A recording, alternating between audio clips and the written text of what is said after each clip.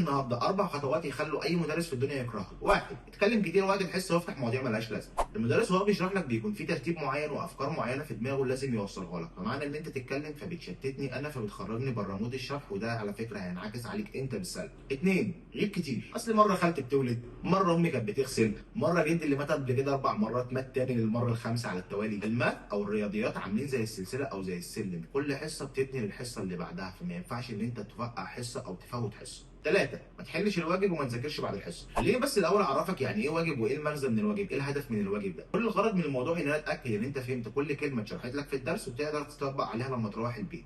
ده للاسف مش هيحصل غير لو حليت بايديك الواجب بتاعك. 4. مستر هو احنا فاضل لنا قد ايه، او قدامنا قد ايه ونخلص، او فاضل قد ايه والحصه تخلص. دي برضو من الحاجات اللي ممكن تشتت اي مدرس او تخلي الحصه مش لطيفه، لان هو هيحاول يشرح لك اسرع، فطبيعي ان انت هتسقط اي حاجه في النص. وبس كده، اتمنى لكم كلكم التوفيق ان شاء الله. سلام.